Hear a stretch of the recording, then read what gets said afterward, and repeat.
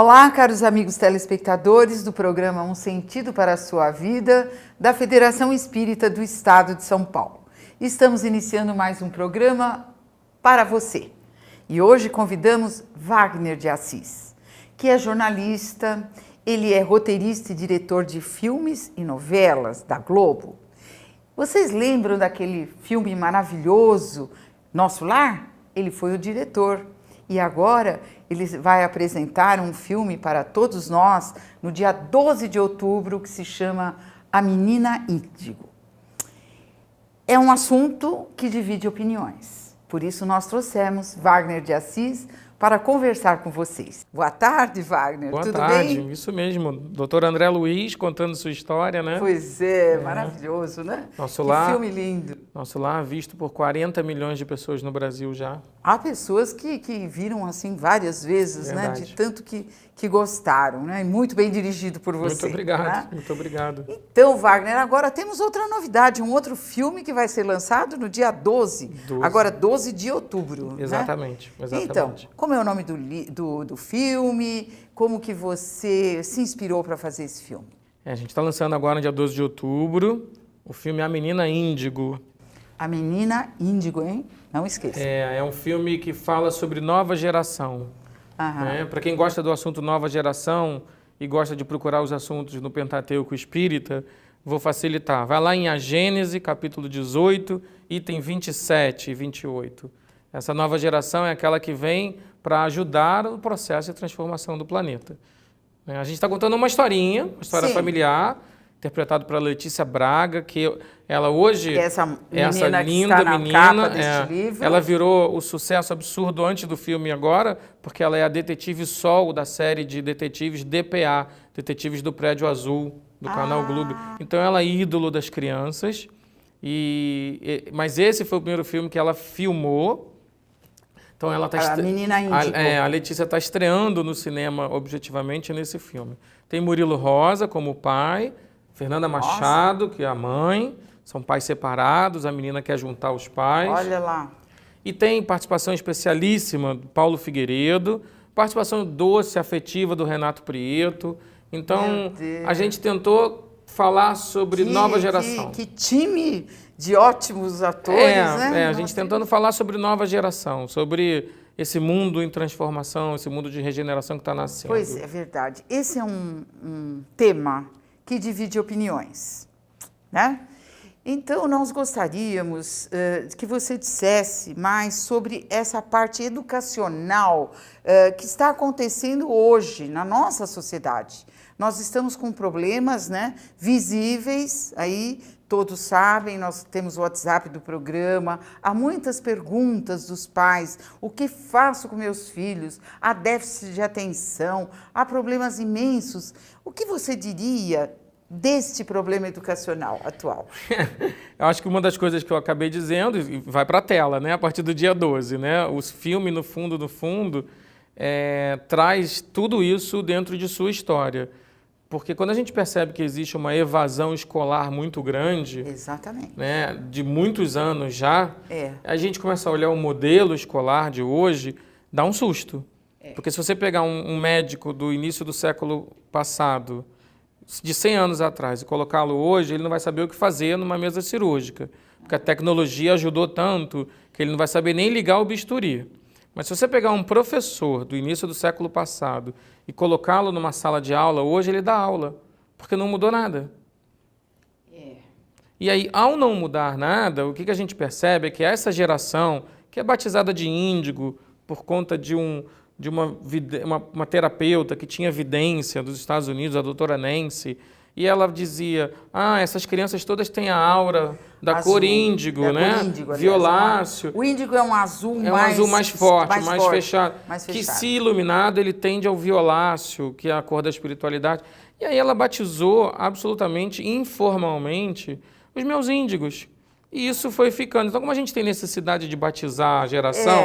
dar nomes, Já né? teve X, Y, Z, Millenniums, isso e aquilo. Aí depois dizem que vieram os cristais, vieram os arco-íris.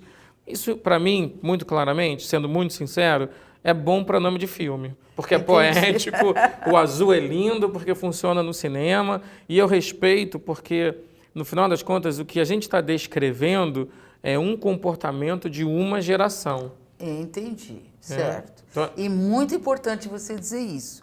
É um comportamento, porque aqueles que estudam realmente a aura e sabem que existe a coloração diversificada de acordo com a emancipação do espírito, de acordo com a moral, né? É isso aí. Muito mais a parte moral do que física, naturalmente. Absolutamente. Né? Quando o espírito cresce moralmente, ele se modifica, faz aquela reforma íntima que nós todos falamos, né, no espiritismo, a aura vai se modificando, vai ficando mais clara, mais brilhante.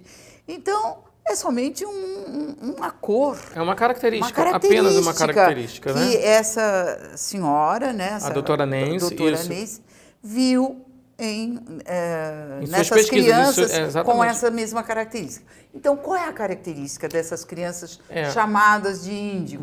Pela cor da aura, hein? Você começa a perceber que são crianças que têm um sentido de realeza, mas não de presunção. São crianças que não têm um certo pertencimento ao mundo.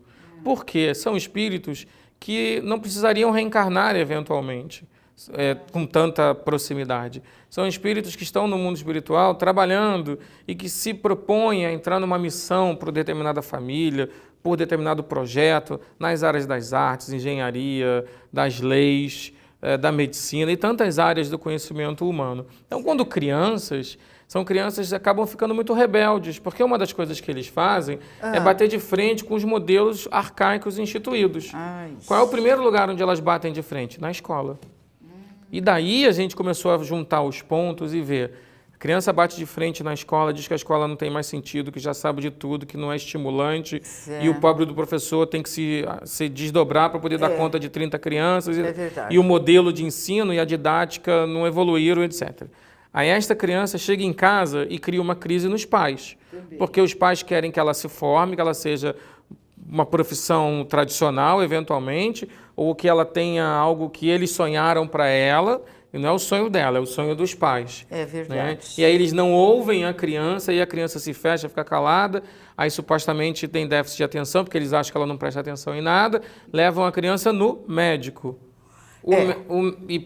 E esse raciocínio é... O médico, ainda sem conseguir conectar todas as partes, né, todas as influências, etc., por mais que faça uma anamnese perfeita, por mais que tenha um Código Internacional de Doenças, por mais que tenha uma maneira de estabelecer um diagnóstico, acaba correndo um risco enorme de poder estar incorrendo num diagnóstico mal feito. Não que a gente não vai defender que os diagnósticos são mal feitos, é óbvio que não. Sim, mas o que me assusta, por exemplo, é descobrir que nos últimos 15 anos, nos Estados Unidos da América, o aumento de vendas de remédio para criança, de calmante, foi da ordem de 1.600%. Então, opa, isso tem alguma coisa errada, né? Eu falei, gente, esse número no Brasil é bem grande também, já passa de 200%. É verdade, então, por que não se fazia isso antes e faz isso agora? Porque tem muito mais hiperativo, porque tem muito mais déficit de atenção, ou que provavelmente tem alguma coisa que não está encaixando. E aí a gente se pergunta, e o filme é sobre isso, os modelos escolares, os modelos familiares e os modelos sociais. É verdade. E o Espiritismo, de novo, responde isso para a gente. Né? Se o mundo é para se regenerar, as pessoas precisam se transformar, fazer a reforma íntima, em função da regeneração. Então, talvez tenhamos que nos reeducar para aprender a educar. Porque os modelos são outros. É verdade. São reflexões. É verdade, mas isso explica, né, o que você está dizendo, essa confusão de algumas pessoas acharem que o mundo vai acabar, porque tem muitas pessoas que são... né, que tiram a própria vida e... Sim, existe uma epidemia de suicídio, infelizmente. Existe uma crise grave de crianças com depressão, com síndrome do pânico, adolescentes muito pressionados pela sociedade, pelo modelo de sucesso. Exato. Isso é fato. Então, é importante a gente entender que não é porque os índigos, ou essa geração representada por essa aura, ou os outros mais evoluídos até, que continuam vindo, existem índigos, existem espíritos de todos os quilates reencarnando, certo? Para ajudar o planeta a melhorar. Ao mesmo tempo, existem milhões, bilhões de espíritos que precisam aprender a conviver, que precisam desenvolver sentimentos nobres dentro deles e que voltam ao planeta para terem suas escolas, para terem suas chances. Exato. Então, essa confusão toda que a gente está vendo, é óbvio que é uma confusão formada por espíritos de última chance, de encarnações derradeiras. Depois, não deu certo, vão ser levados para outros lugares na Terra, vão ser levados para outros planetas, sabe-se lá. A espiritualidade explica sobre isso. O que a gente acaba olhando é que, enquanto de um lado tem essa confusão, tem um trabalho enorme sendo feito de reencarnar espíritos que vão servir como professores. Certo. Sim. A grande questão para essa grande mudança. Exatamente. Na pedagogia, em todas as áreas do conhecimento. A grande questão que a gente se coloca e esses primeiros 14 anos de vida, quando elas têm que atravessar potenciais armadilhas, potenciais problemas de pessoas que, embora ao encontrarem no mundo espiritual, ao combinarem a reencarnação no mundo espiritual, a gente promete tudo, né? Tá tudo combinado, né? E aí quando reencarna... Quando tá do lado dele lá é uma coisa. Exatamente. Aí, quando... Depois chega aqui, né? E aí quando reencarna, vai esquecendo e aí todos os processos se degeneram, né? Então, esse processo dos primeiros 14, 18 anos de vida em que esses espíritos precisam de suporte, precisam de entendimento, tem sido muito afetado. Então, a gente sabe o quanto um calmante mal administrado por uma criança com capacidades mediúnicas, e os índigos têm capacidades mediúnicas, os índigos não conseguem lidar com autoridade sem explicação. Os índigos, por exemplo, não gostam de fila, porque eles acham que cada um deve saber qual é a sua vez. Se eles puderem resolver alguma coisa de forma criativa, eles vão resolver, de forma nova, eles vão resolver, porque não interessa o que já foi feito. Interessa o que eu posso criar fora da caixinha. E a gente olha um mundo espalhado de startups, de gente tentando criar aplicativo para qualquer coisa. Exato. Esse é o drive dessa geração. Esse é o drive dessas pessoas que vêm para dizer: a gente pode inventar um mundo novo, mas preciso que as pessoas que estão no mundo nos ouçam. E óbvio que o processo educativo, a gente estava falando isso, dar limite é amar. E não há que se confundir liberdade com libertinagem. Né? O processo educativo é diário, eu sou pai, a gente erra e acerta e está lá. Exato. Estamos aprendendo, os pais estão aprendendo. O diferencial é como você faz isso. Se você faz isso arrogante, presunçoso, com orgulho e vaidade, que são as chagas da humanidade, que são as coisas que impedem o obstáculo ao progresso moral da humanidade, ou se você faz isso com humildade, reconhecendo que ali tem um espírito que reencarnou, que pode ser muito mais velho e evoluído que você, oferecendo para ele tudo de melhor que você pode oferecer, dentro dos limites que você aprendeu, que são os limites de convivência da sociedade, não terceirizando a educação para a escola e outras pessoas, assumindo a responsabilidade de ser pai e mãe. Então, esta confusão a gente chamou de a crise dos peixes. Me fale sobre essa crise dos peixes, eu achei maravilhosa, porque vocês prestem atenção que realmente é importante, essa crise dos peixes. A gente descobriu que existe uma crise subliminar de falta de comunicação e entendimento a respeito das crianças, que passa pelos pais pelos professores, pelos pedagogos, pelos pediatras e pelos psiquiatras. E você tinha agregado... Eu acho que faltou os políticos. Mais um P. Está aí no P. E os políticos que acabam... Os políticos, porque se eles não modificam toda essa situação... As legislações, as administrações públicas... As administrações são responsáveis pela parte educacional também. Os modelos educacionais, lógico. O exemplo, e os exemplos, né? A crise que hoje nós estamos precisando de bons exemplos. A crise de hoje é uma crise moral, né? É uma crise no final moral. das contas, é uma crise moral e ética, né? Exatamente. E que isso é a distância exatamente igual à crise, à regeneração, que são espíritos evoluídos moral e eticamente. Kardec explica isso, né? Então, olha, mas veja bem, você está tocando num assunto que às vezes é uma ferida, né? Para muitos. porque a gente recebe muitas perguntas no WhatsApp, então quando o Divaldo fazia as palestras, já vinha aquela montanha de perguntas, né? Quer dizer que a gente tem que aguentar o filho mal criado agora? Não, né? Pelo contrário, né? Não, mas é difícil, né, explicar. É muito mais amor que os pais têm que ter. É amor. Olha, eu lembro muito do professor Rivaio. Aí o Allan Allan Kardec. Allan Kardec ainda como professor. Uhum. Né? E eu lembro muito do que ele sempre escreveu sobre o que ele aprendeu com Pestalozzi, sobre o que ele tentava fazer quando era dono de instituto. É a pedagogia do amor. Pedagogia do amor, pedagogia do afeto, não quer dizer liberalidade completa. Pois quer dizer reconhecimento no outro e você tem que ser generoso para colocar em prática a pedagogia do amor. É claro, muito mais difícil do que você dizer não quero que faça isso. Exatamente. É muito simples. É o não porque não, né? Não porque não. Mas no meu tempo, meu pai falava não e ninguém discutia.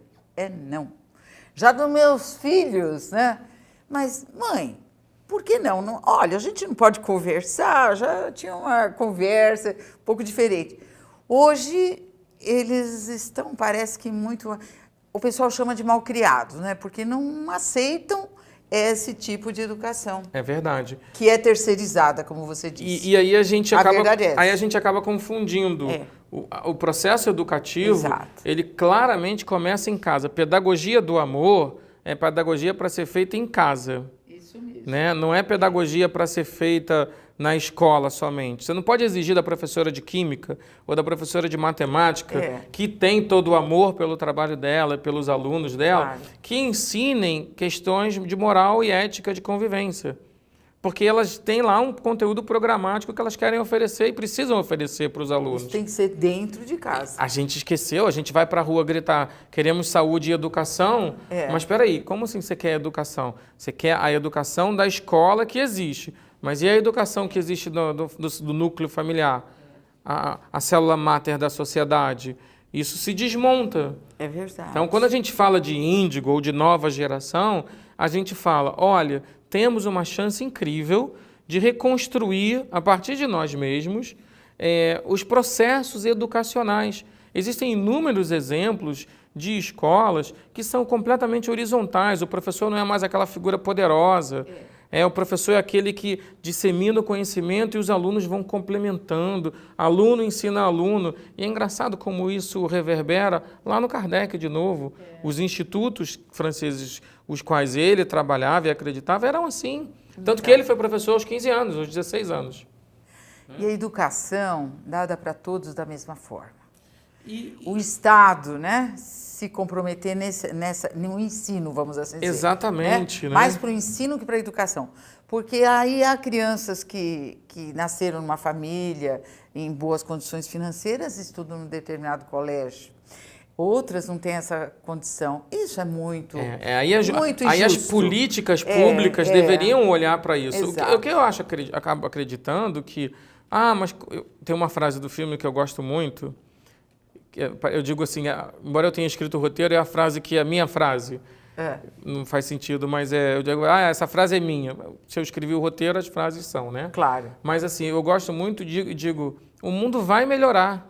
Eu sei que vai. A questão é saber como. E esses nossos estudos, reflexões, a parte que compete ao meu trabalho, é tentar dizer, olha, talvez possa melhorar se a gente começar um processo de regeneração já.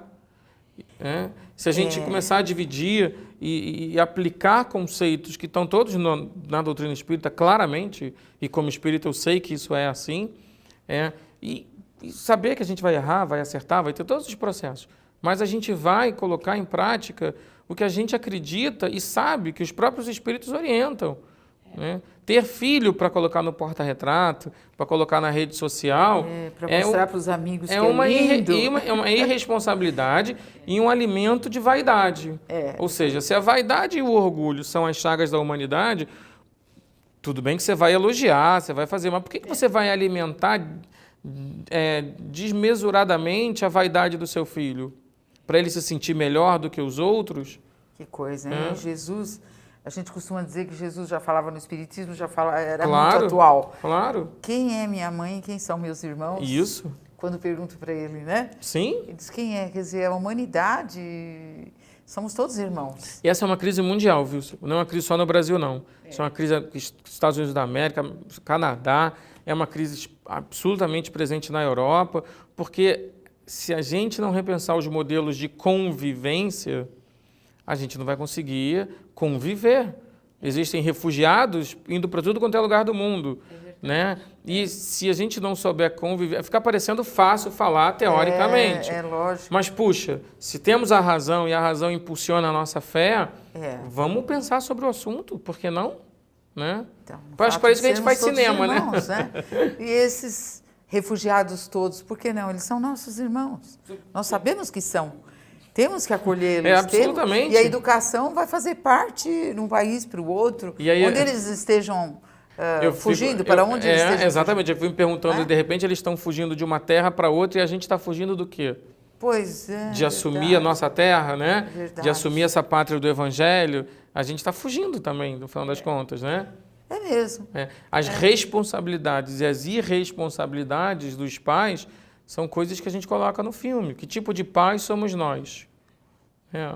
Ocupados demais, ateus, com pouca espiritualidade. Esse filme vai ser assim, muito, muito importante para a nossa sociedade. Não te parece engraçado? Esse momento de transição. Não te parece engraçado que o pai escolhe a roupa do filho, a comida do filho, mas quando na hora de escolher a espiritualidade, ele fala assim, quando ele crescer, ele escolhe. Exatamente. Ou seja, você não oferece o estímulo. Lógico. E depois, se ele não quiser, ele tem o arbítrio dele. Nem estamos aqui dizendo tem que ser espírita, pelo amor de Deus, ou a religião que eu quiser.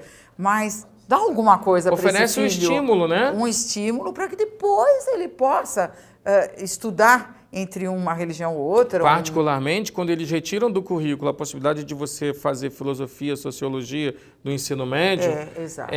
O aluno escolhe, mas você vai escolher uma coisa que você nunca provou? Você não vai, né? Lógico. Você vai pelo mais fácil. Claro. Você vai pelo mais simples. Porque lá na frente você quer resultados capitalistas.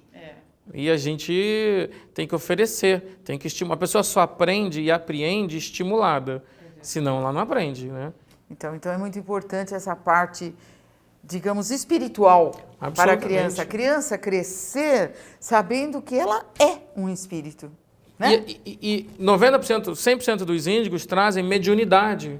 Então, ainda mediunidade aflorada. E aí caem em lugares, obviamente, que a gente tem que entender que cada história familiar tem suas questões passadas e os porquês daquelas pessoas estarem juntas. Mas aí cai num lugar que poderia ser desenvolvido por algum, porque tem esclarecimento, porque pode ir para a escola boa, etc. E aquela hipersensibilidade é perdida. E a gente sabe que médium que não desenvolve é carro em cima da ladeira sem freio, né? Não sabe onde não vai parar, né? Uma ferramenta enferrujada. É uma ferramenta enferrujada, você não sabe onde vai parar, né? Nossa, mas que é importante mesmo, sabe? Eu acho que da mesma forma que você dirigiu com galhardia o filme Nosso Lar, que fez as pessoas pensarem na vida após vida. Sim. Fez as pessoas pensarem. No mundo todo, viu? No mundo inteiro. No mundo inteiro. O filme está em 40 países. E agora chegou um momento que também você, com essa força e essa coragem, que a gente sabe que estamos em crise. Sim. Você mesmo disse que não conseguiu, né? Sim. Ajuda aqui no Brasil, teve que buscar no exterior. Sim. Você sabe que não é fácil colocar um filme na tela. Não. Não é fácil. Teve que buscar no exterior, porque o país realmente está numa crise violenta. Então, você é uma pessoa corajosa que, nesse momento, precisa mostrar para a nossa sociedade o que fazer. Isso é importante. Eu me coloco Ou pelo menos fazer refletir, pensar no assunto. Pensar. Eu me coloco no papel do cineasta que coloca na tela alguma luz, né? Isso. Cinema é luz. São 24 quadros por segundo para formar o movimento. Se a gente coloca na tela essa luz, se ela vai refletir na luz ou se ela vai refletir na escuridão, é responsabilidade da pessoa que está sentada ali. Não, se Deus quiser, vai refletir na luz. Que seja, né? Estão me avisando que tem mais só, que já acabou, aliás, o tempo, mas nós vamos continuar, viu? Nós vamos para um pequeno intervalo, mas voltamos já com vocês, com essa brilhante entrevista de Wagner de Assis.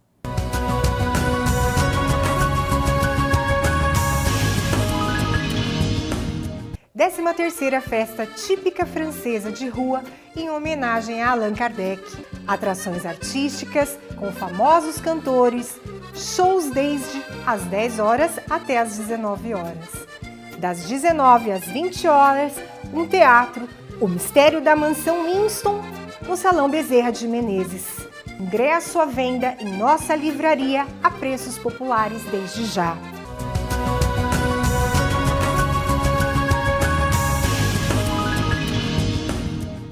Voltamos com o programa Um Sentido para a Sua Vida, hoje com Wagner de Assis, o brilhante diretor do filme Nosso Lar, que agora está dirigindo o filme A Menina Índigo. Muito bem, Wagner, vamos contar para os nossos telespectadores sobre as outras transições planetárias, né? Porque há pessoas que acham que só agora está existindo essa transformação, esses problemas que nós estamos tendo com filhos, com as crianças que estão nascendo, não é? Mas conte para os nossos telespectadores aquela outra transição dos espíritos que vieram de Capela. Ou da Capela. Da constelação, né? O Divaldo, aliás, faz uma palestra esplêndida, como sempre, sobre isso. O Divaldo é pioneiro em falar do tema dos índigos no Brasil. É verdade. Né? E ele nos lembra, e a informação repete-se, né, que nós estamos em eterna mutação e existem, na casa de meu pai, há muitas moradas, né? E esses muitos planetas passam também por processos evolutivos. E os espíritos que os habitam, eles transitam de um planeta para o outro, certo, e de acordo com suas evoluções, e às vezes vêm professores e vão alunos rebeldes para outros lugares, né? Certo. Então existe uma mudança de planeta, né? Mas de tempos em tempos. São transmigrações planetárias, né? Que eventualmente acontecem com mais quantidade de tempos em tempos, mas nada diz que não possam acontecer ao longo dos processos, né? Certo. Tanto que quando Kardec entrevista alguns espíritos que relembram que moraram em Júpiter, ele estava lá no século XIX. Então. Né? O que me ocorre é que, para a gente olhar 12 mil anos atrás, quando a gente recebeu espíritos oriundos da constelação das Pleiades, né, de Capela, um dos planetas, e vieram para nos ajudar, e a gente teve um pulo de evolução, e muitos ficaram e muitos voltaram, porque eram espíritos que tinham ficado aquém do processo evolutivo daquele planeta. Exato. Então eles eram maus alunos para uma escola incrível e vieram para uma escola em formação e se transformaram bons alunos nessa escola em formação. Vamos situar um pouquinho aqui, na época do Egito. Isso, a gente está falando de 12 mil anos atrás. Das pirâmides. Antes de Moisés, né? Que até pouco tempo, ou até agora, muitas daquelas edificações são consideradas incríveis sim. e muito adiantadas para a época, né? E o Divaldo até lembra que a Terra está entrando na constelação de Alcione, né? Então ela está começando a receber as influências dos fótons de Alcione, a era de peixe está acabando, e aí a gente começa com essas forças eletromagnéticas, com essas forças dos fótons de luz, a gente começa a ter, inclusive, possibilidade de modificação na própria estrutura física do corpo. Então, o cérebro vai começar a ser usado mais para o lado direito, que é o lado intuitivo, sensitivo, em detrimento do lado esquerdo já está desenvolvido, que é o lado da razão, que é o lado da exatidão. O direito é mais da intuição, o lóbulo frontal, né, começa a ser mais desenvolvido, então é possível que daqui a 500 anos a gente tenha testas maiores, sim, né? Olha lá. Porque assim, existe uma evolução natural das coisas, né? Me lembro também que para este momento agora, independente da gente tenha vivido naquele tempo passado, esse grande pulo, e a gente agora está vivendo os preparativos de um novo pulo, né? Um novo salto quântico, eventualmente, mas um novo salto de evolução natural do nosso planeta. Me lembro de uma mensagem de Humberto de Campos, através da psicografia de Chico. Essa mensagem é de 1935, se chama A Ordem do Mestre. Quando Jesus, conversando com João Evangelista, fala: se profigaram o amor e a fraternidade, se erraram com as nossas verdades, mandarei que os mortos falem em meu nome. Quando Jesus diz isso, ele está dando o sinal de que o Consolador volta, está autorizado, né, a ser codificado ou trazido à Terra. E aí o século XIX é um século de explosão. E não por acaso, que não existe, é no meio deste século XIX que nasce o Livro dos Espíritos, que nasce a codificação. Então a gente sedimenta o início desse processo de transformação, e é bacana se a gente quiser botar a data, 18 de abril de 1857, começa a transformação. Mais ainda, num contexto histórico, olhar que é engraçado, e interessante, não é engraçado, é interessante ver que o que aconteceu logo nos primeiros 50 anos do século XX? Guerra. Ou seja, existia uma depuração, um expurgo, que é o remédio amargo, é o escândalo que é necessário, porém de ai de onde vier o escândalo.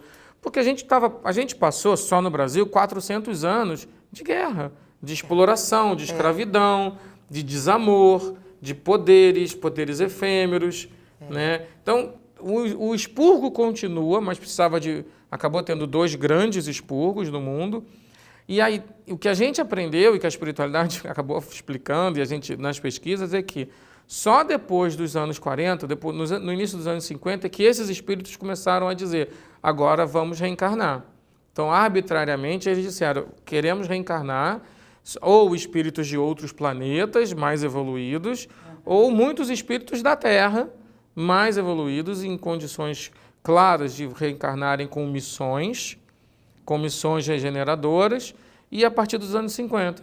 Se você for olhar, desculpa me estender, mas se você for olhar... Não, acho importante o que são os anos essa explicação. O que são os anos 60, se não um desabrochar de movimentos libertários nas artes, na tecnologia, logo verdade. Depois dos anos 70, na política, porque a Primavera de Praga, o que aconteceu no Brasil, esses espíritos já estavam tentando sacudir.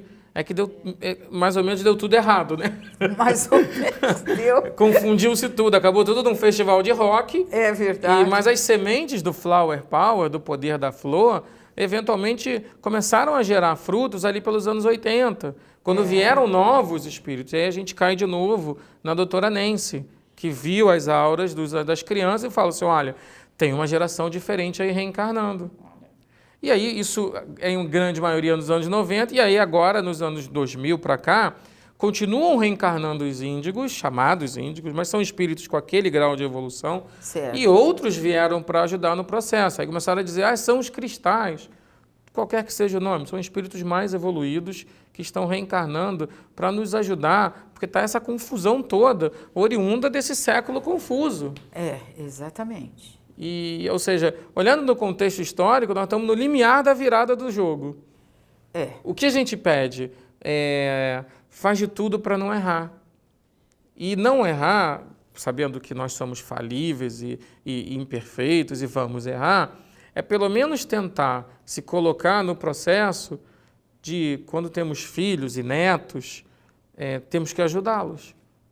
Né? Temos que individualizar a criação, saber e respeitar a criança. Às vezes o hiperativo é só uma forma de ser. E a gente que quer que ele seja normal. Né? A doutora Ana Beatriz Barbosa Silva, que é uma psiquiatra que escreve sobre mentes perigosas, mentes depressivas, mentes consumistas, ela escreveu um livro chamado Mentes Inquietas, que é sobre as crianças, os hiperativos. Então ela defende que às vezes o hiperativo é só uma forma de ser. Que tal se você ajudar aquela criança que quer fazer 100 coisas ao mesmo tempo? Que tal se você ajudar ela a fazer a coisa de número 35? E depois ajudar a coisa de 42? E depois ajudar a coisa de 79? E aí o sofrimento dela, decorrente de não conseguir realizar, vai amenizando, porque as coisas vão conseguindo, ela vai conseguindo coordenar. Agora, se você pega uma criança assim e você diz, ela não é normal, porque você tem um modelo de normalidade e você quer medicar ou você quer aprisioná-la num contexto de normalidade, já era. Essa criança vai se rebelar. Nossa, que responsabilidade para os pais. Porque senão essa energia poderosa dos índigos, ela não é infalível. Pensa que se uma criança com esse potencial de transformação tão grande for massacrada, e ele se perder no processo, o que acontece, que tipo de adulto, que potencial de adulto ele não vai ter? É, porque isso é importante o que você está dizendo. Muito. Essas crianças índigo, elas não são a perfeição. Não. Não são a perfeição. Pelo elas contra- dependem ainda dos pais, da sociedade. Quer dizer, um conjunto de atitudes que vai transformar esse planeta para melhor. Senão, a gente pode ainda sofrer muito. Senão a gente não é? está atrasando. Senão a gente Atrasando continua o profigando processo. o amor e a fraternidade, aquilo que o Cristo disse. Né? Eles tomam iniciativas para nos ajudar, mas o processo é interior, né? É interior. Nossa, o que o Cristo disse, Cristo, né? Sempre Sempre tão voltando a presente, Jesus, né? tão presente, tão atual, né? Sempre voltando ao Cristo, Fazer né? aos outros aquilo que você quer para si próprio. Aí né? você não faz... Aos outros é o teu filho. Aí você não faz ao seu filho aquilo que você não quer para si próprio. Aí você diz, eu vou dar para o meu filho tudo o que eu não tive. Pois Ou é. seja, você vai projetar no seu filho as suas frustrações. Então, Porque você não teve um autorama, você vai encher o seu filho de brinquedo. exatamente. Não faz o menor E sentido. seu menor carinho, seu menor amor, E o que uso, é o necessário o para uso- essas crianças. E hoje, olha, não é? como pai, eu vou te dizer, o uso indevido de tecnologia é um problemaço. Nossa, Então, mesmo. a gente É briga verdade. porque a gente já sabe que, racionalmente, a criança, de posse dos jogos eletrônicos, depois das tantas horas da noite, elas mexem nos neurônios É delas. verdade. Isso já está até provado, Isso né? é mais do que provado. Está provado, então é uma situação mesmo de os pais, principalmente os pais, né, agirem no sentido de acolher esses filhos, né? Exatamente. Acolher com esse amor de verdade. Amor de verdade Amor acolhe, de verdade, né? acolher com sacrifício, porque não? Porque nós ainda não, nós também estamos nessa fase de transição, então É muito duro tem você... que fazer algumas concessões, tem que aprender a conversar. Sabe o que eu acho? Ninguém conversa mais, né? A crise dos peixes. É a crise dos P's. Pais, professores, vou decorar, isso vou contar para todo mundo. Pais, professores, pediatras, psicólogos, psiquiatras, políticos. E políticos, você que eu acrescentei acrescentou. político que está no P E tá muito no bem problema acrescentado. do que nós estamos passando, não é É, verdade? é. Há políticos bons. Nós não vamos esquecer que o Dr. Bezerra de Menezes foi político, Claro. ótimo político. Por que nós não podemos ter políticos E a bons? gente já pensou que o presidente do Brasil em 2050 já nasceu? Nossa. Daqui 33 anos, Se você pensar o presidente do bem, Brasil né? tem que ter pelo menos 12 para poder ter a idade mínima de ser presidente. Então, Então, uma criança de 12 anos hoje em algum lugar do Brasil vai ser presidente do Brasil em 2050.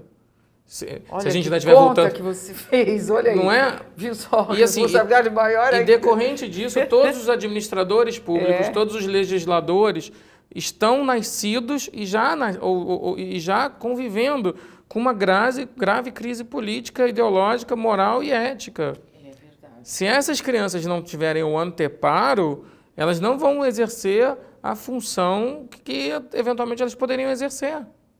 Olha a idade dos procuradores da Lava Jato, todos jovens, né? Verdade. Todos ali preparados para tentar defender a lei, É. porque talvez com a lei humana precisa porque combater a imperfeição da sociedade, né? essa mudança precisa de coragem. Precisa de Né? coragem. Precisa de coragem. É verdade. Porque é muito mais fácil se esconder, fazer de conta que não viu nada Sim. e não se expor. Sim. É, eu soube que o que está à frente da Lava Jato, né? Sim, Dr. Sérgio Moro. Dr. Sérgio Moro, hoje precisa sair com vários seguranças. Sim, Né? ele virou uma celebridade. Tem que esconder né? a família e tudo mais. Então, ele está se expondo. Não é paradoxal alguém que cumpre a lei virar celebridade? Não é engraçado ao mesmo tempo, né? E aí, outros precisam cumprir a lei igualmente para que não tenhamos que ter juízes Sem celebridades. medo, né? Porque o medo trava. O medo trava as pessoas. Sim. Esse moço foi à frente, graças a Deus, né? Embora sabendo que ia prejudicar a sua vida pessoal. Sim. E algumas pessoas vamos dizer, não se colocam à frente disso porque sabem, porque querem sossego. A verdade é essa. Está num momento que todos têm que trabalhar pelo futuro do planeta. Um dos motivos Todos. pelos quais eu estou aqui também, com o maior prazer, voltando Esse seu aqui filme é muito importante. Mas eu nesse quero sentido. falar com as pessoas que entendem o que a gente o contexto, É. para a gente poder multiplicar isso, porque eu entendo o centro espírita como local de potência, local de transformação. e local de formação. Né? Então, falar às pessoas que comungam da doutrina espírita, que racionalmente aplicam a própria fé, que sabe das importâncias da sua própria transformação, de vencer o egoísmo dentro de si mesmo, né? E expor isso, é fundamental. O Brasil exporta isso. É verdade. Né? E a gente tem que se unir nesse sentido. Tem que se unir e combater, como você disse, está lá no Livro dos Espíritos. Qual é o maior dos defeitos?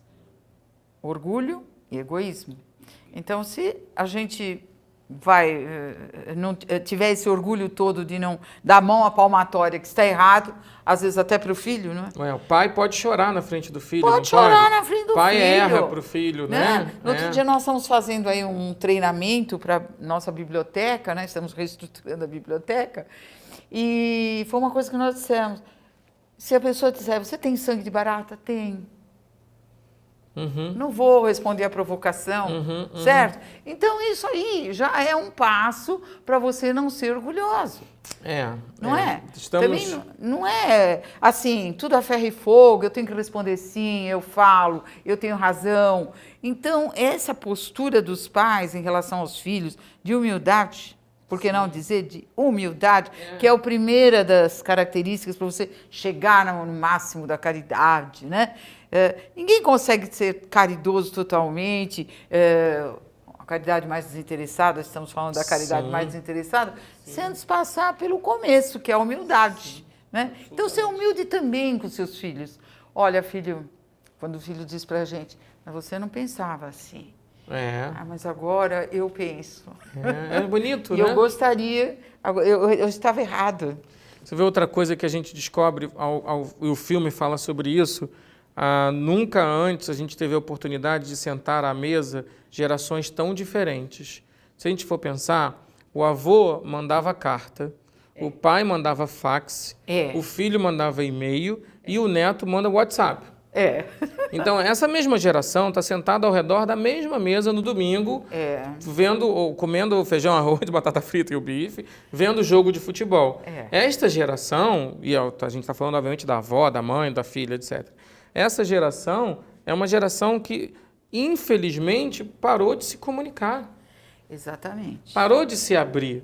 E de se abraçar. E aí parou de tudo. E de conversar. Porque a gente de contar as suas intimidades, seus problemas. A gente passou a viver um modelo de sociedade que é um modelo capitalista, de sucessos específicos, entre que todo mundo, a fama e fortuna. Então, esses paradigmas precisam ser quebrados. O cinema ajuda a iluminar esses assuntos. Se Deus fizer esse filme, A Menina Índigo, né, vai fazer um grande sucesso, que chegue a todos os lares, principalmente, né, as escolas. Eu sempre digo que o filme sempre chega onde tem que chegar. Se Deus quiser, vai chegar. E que ele possa... ele não tem a presunção alguma de querer mudar ninguém. Nunca teve. O nosso lar nunca teve a presunção alguma de mudar a percepção das pessoas. Mas a reflexão que provocou cinema tem o nosso lar. Exatamente. E agora que vai provocar a Menina O cinema tem Índigo, essa capacidade, né? Eu estou com o livro na mão aqui, mostrando o livro foi lançado A Menina Índigo, que foi lançado na segunda-feira passada, né, aqui para vocês. Então, Wagner, fale um pouquinho como você fez esse livro. O livro é literalmente a reflexão de quase tudo que a gente está falando sobre aqui. Olha que maravilha. Com mais profundidade, porque a gente aprendeu muito em todo o processo. Então, além de contar os bastidores, a gente conta as reflexões. Um exemplo, como é que vai ser a escola do filme? Para a gente decidir como é que seria a escola do filme, a gente foi estudar sobre modelos educacionais, foi estudar sobre as escolas. Então aqui tem os bastidores. Tem os bastidores, tem fotos de bastidores e tem reflexões, né? Fotos, tem né? fotos de bastidores. Olha quantas fotos. Que beleza. Nossa, já está à venda, então tudo já foi? Sim. Desde segunda-feira passada. Sim. E o filme vai sair no dia 12. 12 de outubro. Gente, dia 12, todo mundo Dia das no crianças. cinema. Dia das crianças. E Nossa Senhora, né? A mãe de todas as mães. É verdade. Então, leve seus filhos, porque o filme é livre. É livre. É livre, graças a Deus é livre. Leve seus filhos, leve seu marido, seus parentes, seus amigos.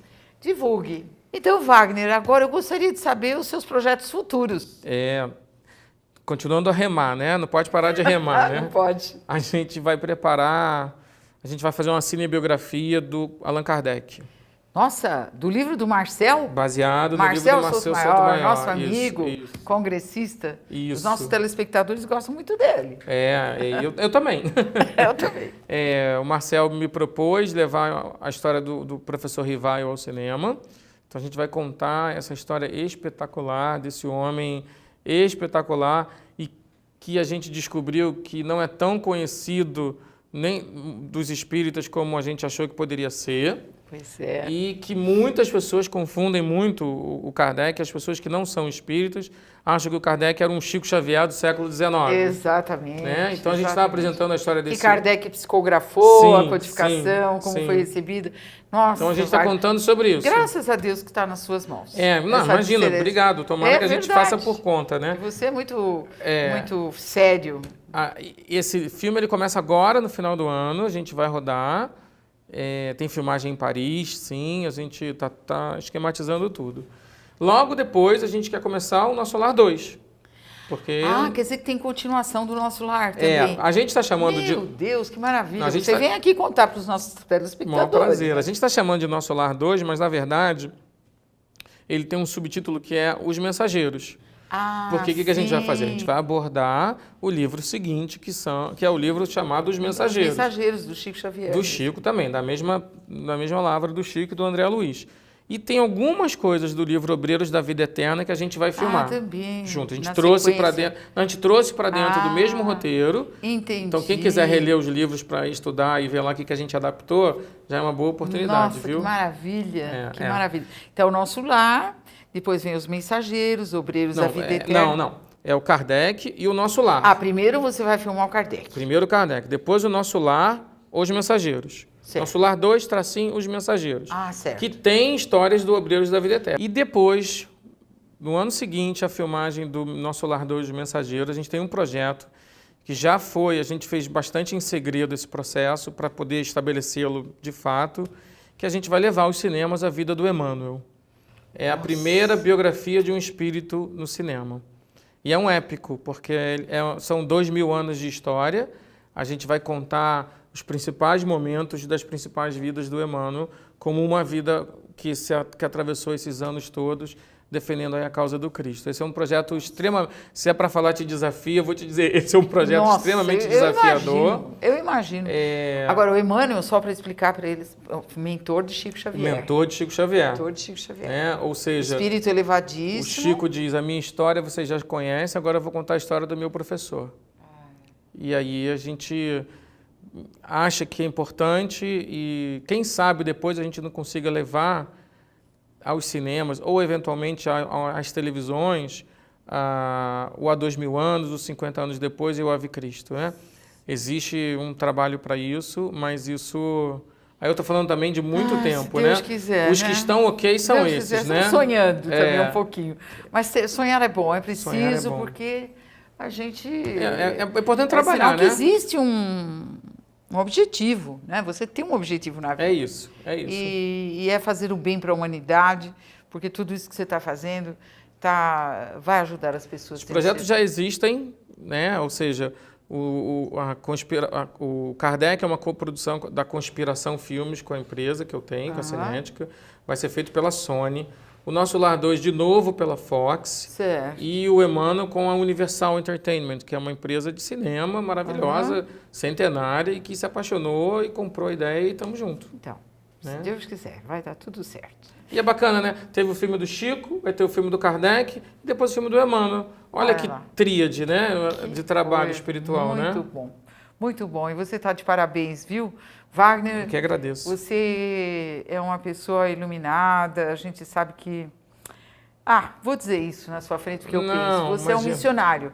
Porque para batalhar tudo isso, para levar as pessoas, esse teu ideal de amor ao próximo, não são todas as pessoas. Eu me considero um trabalhador. Eu gosto de pensar que eu estou remando um barco e quem quiser remar junto, que trabalhe na área e que possa, eventualmente, vem remar junto. Quem quiser ajudar de longe, assopra para o barquinho ir adiante, entendeu?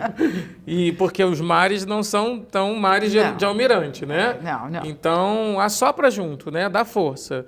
E ao dar essa força, já tá bacana. E a Vamos gente vai soprar adiante. bastante, se Vamos Deus soprar quiser, bastante. todos os espíritas, todos os nossos telespectadores. E eu agradeço você imensamente, né? Porque para a gente aqui foi uma honra você estar aqui, sinceramente. Obrigado. Veio do Rio de Janeiro, né? Você mora no Rio de Janeiro. Moro no Rio, mas estou sempre em São Paulo.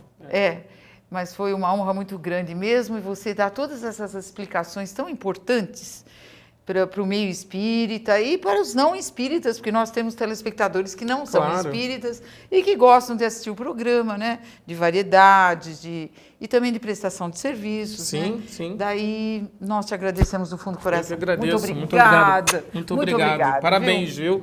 Siga adiante aí, porque esse meio de comunicação é o caminho. Né? Obrigada, para você também. E dia 12 nos cinemas, todo mundo. Todo mundo lá, hein, gente? Todo mundo. Muito obrigada. Vamos encerrando assim o programa Um Sentido para a Sua Vida. Obrigada pela audiência.